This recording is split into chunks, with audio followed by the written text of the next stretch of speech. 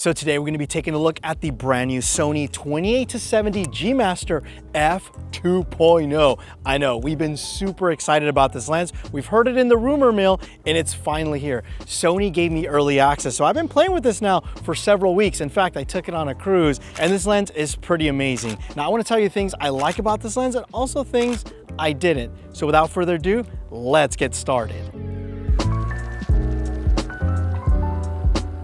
Now let's go ahead and take a look at the physicality of this new 28-70, which is actually very impressive because first impressions when I first picked this up, this thing is very lightweight. In fact, it reminded me a lot of the original G Master 24-70. Looking at it, it's pretty small in comparison to the Canon version. The 28-70 is massive, it's very heavy, and to kind of show you that, the front diameter of this lens is actually 86 millimeters in comparison to the Canon 28-70, which is actually 95. Now you're gonna see a lot of G Master characteristics on this lens. For example, you have the smooth and tight control here to kind of either if you want the smooth or if you want a little bit tighter, depending on your usage, of course. You have the aperture ring that we all love here that you can also de-click. On the side, you have the AF, MF button here if you want to turn autofocus off or go manual. And then of course you have your two programmable buttons, one located on the side and the other one located towards the top. What really sets the 28-70 from Sony from the Canon version is that this lens was really designed for photographers and also people who shoot video, where the Canon variant was really more for photographers. The reason being is because Canon is using very older technology, USM, so the autofocus speeds were really not that fast. Now, I wanted to test this out because this uses 4 XD linear motors, which are blazing fast. So in my cruise, we watched this ice skating show. And what was really interesting is that not only did I have to use f2.0, and this is one of those situations where like oftentimes I'm using a 24-70 f2.8 and I just wish I had that extra stop. And in the show, I was like, I am so happy that I'm able to shoot at f2.0 because I really needed that extra stop.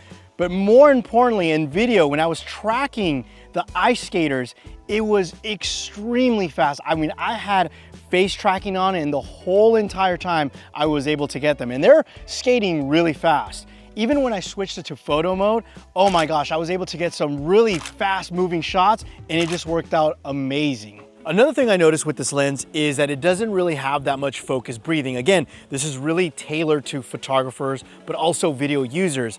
And depending on the type of Sony body that you use it on, you can also enable focus breathing compensation, which basically means it's going to be non-existent. An area where Sony did a really great job is the minimum focus distance.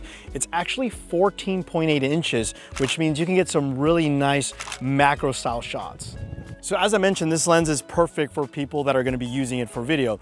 And unfortunately, because the filter thread size is 86 millimeters, I don't have any ND, so I have to wait till nighttime. Now, lucky for me, we are here on a Filmmakers Academy shoot, and I'm gonna be shooting some BTS photos, but also because we're doing a night exterior, I'm gonna also be shooting some video later when the sun goes down. So again, I wanna show you guys the video performance of this lens and also talk a little bit more about what we're doing here on set with Filmmakers Academy. So as I mentioned, guys, we are here with Filmmakers Academy, and I'm here with Shane, who's gonna explain to us what this course is all about.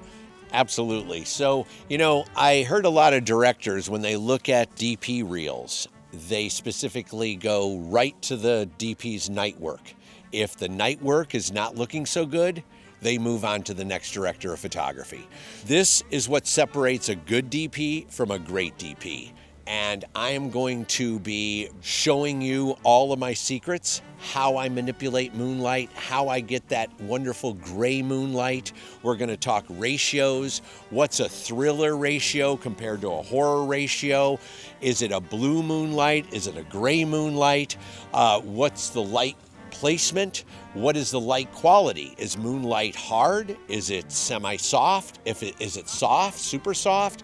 These are all the things that we're going to be going into, as well as shooting a whole short film that's using moonlight and everything that we have, 120-foot condors with Nanlux 2400Bs on them, 80-foot condors with moon bounces. We don't do anything small here.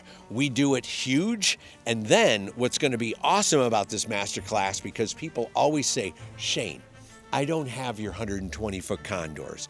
I don't have your 80-foot moon boxes. Well, what I'm going to do is scale that all for you. So I'm going to light it Hollywood style and then immediately turn off all those lights and light it indie style all from the ground and make it look magical. And that's what's amazing about this course, guys, is that filmmakers like us that don't have that type of budget, we're able to learn. So a lot of times we're always talking about gear, but the knowledge that you'll get from this course, I think is going to be really key. So again, if you guys are interested, there will be a link down below. Make sure you sign up. There'll be some specials going on too. So Filmmakers Academy, again, link down below. Thank you so much, Shane. Thank you so much. Get in there.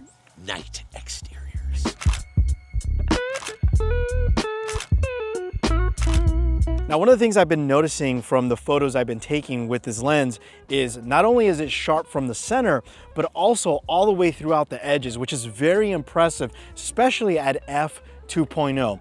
So this lens is not cheap. You're gonna be looking at close to $3,000. But here's the thing, when I compare this lens to like my 50mm f1.2, if I have them both set to 2.0, they look very, very similar. And that's the thing, like, you're almost getting the prime type of quality with a lens like this. So you essentially have, like, from 28 to 70, almost, I say almost because it's not a prime lens, but you're getting that prime quality, which again is very impressive. So this is kind of my first impressions on the new Sony 28 to 70. I think this is an awesome lens. In fact, we're actually using it right now because it got really dark and we needed that extra stop of light. So again, this is where this lens is gonna shine, is when you need that extra stop of light. f2.0, again, you have that wide 28 to 70 range. It's gonna be pretty dope. So anyway, guys, hope you enjoyed the video. If you did, give it a thumbs up. My name is Armando. Thanks again for watching, and you will catch me in the next one. Adios. Fire up the 2400Bs and the 120-foot condor. Give me the 80-foot condor moon bounce. Give me the landscapes. Fire up the avocado movers. And now give me the floor bounce. What separates a good DP from a great DP is how they light night exteriors. I'm going to take you on a journey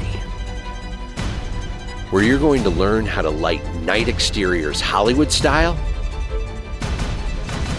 and then indie style, where I turn all those lights in the sky off and then we light it from the ground. Come with me and learn how to harness the power of moonlight.